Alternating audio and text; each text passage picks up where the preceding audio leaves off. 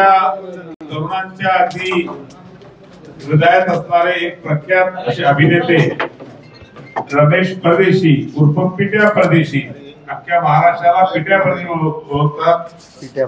आतापर्यंत ते महाराष्ट्र नवनिर्माण सेनेचे महाराष्ट्र राज्याचे उपाध्यक्ष होते। आज भारतीय जनता पार्टीत त्यांचा प्रवेश होतोय।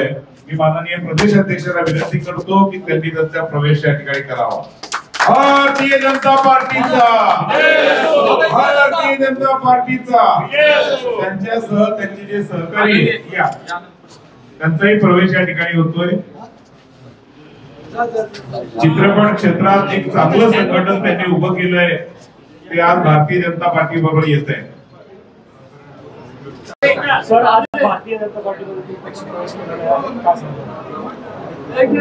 सगळ्यांना नमस्कार आणि जय महाराष्ट्र। मी बालपणापासूनच राष्ट्रीय स्वयंसेवक संघाचा स्वयंसेवक आहे, परंतु महाराष्ट्र नवनिर्माण सेना चित्रपट सेनेबरोबर आणि माननीय राजसाहेबांबरोबर गेली 20 वर्ष काम करत होतो। आत्ता बदललेली राजकीय परिस्थिती आणि ही सगळे बघता कलाकारांना, मराठी सिनेमाला, मराठी कलाकारांना न्याय देण्यासाठी म्हणून आणि कुठेतरी माझ्यावरती असलेले राष्ट्रीय स्वयंसेवक संघाचे संस्कार हे मला खुणावत होते, म्हणून आज मी जाहीररित्या भारतीय जनता पार्टीमध्ये प्रवेश करतोय। भारताचे पंतप्रधान माननीय नरेंद्रभाई मोदी ज्या कणखरपणे देश चालवत आहेत, त्याचप्रमाणे आपल्या या महाराष्ट्र राज्यामध्ये मराठी असलेले कलाकार, मराठी असलेले सिनेमा कलाकार, मराठी सिनेमा आणि त्याच्याशी संबंधित असलेल्या ज्या काही अडचणी असतील त्या राज्य शासन आणि केंद्राच्या माध्यमातून माझा सोडवण्याचा प्रयत्न असेल आणि या निमित्तानं मुख्य प्रवाहामध्ये काम करून, जसं संघामध्ये सर्वत्र मानलं जातं की राष्ट्र प्रथम, देश हा सर्वोच्च ठिकाणी ठेवून काम केलं जातं, त्याच तत्वावरती आज विश्वास ठेवून मी माझ्या सर्व मित्रांसह इथं प्रवेश करतोय। मात्र तुम्ही ज्यावेळेस खरं तर हा पक्ष प्रवेश करतायत, मात्र तुम्ही संघाच्या कार्यालयामध्ये गेला, संघाच्या युनिफॉर्म मध्ये तुमचे जेव्हा फोटो सगळे बाहेर आले, त्यानंतर खरं तर राज ठाकरेंनी तुम्हाला बैठकी सुनावला, त्यानंतर तुम्ही बाहेर पडला, अशी देखील चर्चा झाली। काय नेमकं ते झालं? नाही, कसं आहे सर की मी संघाचा स्वयंसेवक आहे हे मी कधीच लपवलेलं नाही आणि मी माननीय राजसाहेबांबरोबर गेली 22 वर्ष काम करतोय। सोशल मीडिया आता 15 वर्ष आले, त्यामुळे त्याच्यावरती तुम्ही जर पाहिलं तर प्रत्येक दसऱ्याच्या संचलनाचा माझा फोटो असेल, कारण कुठल्याही बाकी उत्सवाचा संबंध येत नाही। परंतु राजसाहेबांनी सुनावलं वगैरे असं नाही, कारण ते कुटुंब प्रमुख आहेत आणि राजसाहेब हे खूप मोठे आहेत, त्यामुळे त्यांनी काही बोललं तरी एक कुटुंब प्रमुख या नात्याने आम्ही तेवढंच खिलाडू वृत्तीनं ते घेतो।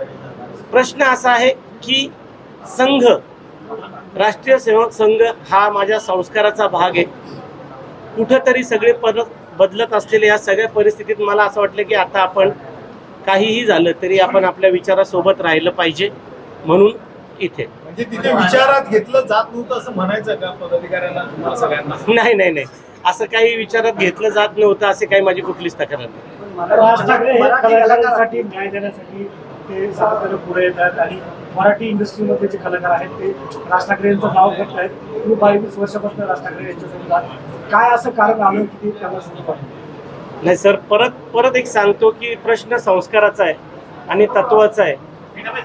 संघ हा माझा संस्कार आहे आणि मी राष्ट्रप्रथम या तत्वावर चालणारा माणूस आहे। कुठंतरी आज माझा संस्कार, मला संस्काराने माझ्या सांगितलं की तू तुझ्या विचारांसोबतच असलं पाहिजे, म्हणून आहे। बाकी माझे नाही, मी नाही इतक्या मोठ्या साहेबांवरती बोलणं इतकी माझी कुवत नाही, त्यामुळे मी त्यांच्यावर नाही बोलू शकत। सांगतात की इतक्या वर्षापासून त्यांच्यासोबत काम करत होतो, मात्र नेमकं काय अडथळा आला? नाही, अडथळा काहीच आला नाही। मला असं वाटलं की मराठी कलाकार, मराठी सिनेमा यांना जर का मदत करायची असेल तर त्याच्यासाठी थोडंसं व्यापक असलं पाहिजे। आणि जसं की आता पाहतो की आपण राज्यामध्ये भारतीय जनता पार्टी युती सरकार आहे, तसंच देशात आहे।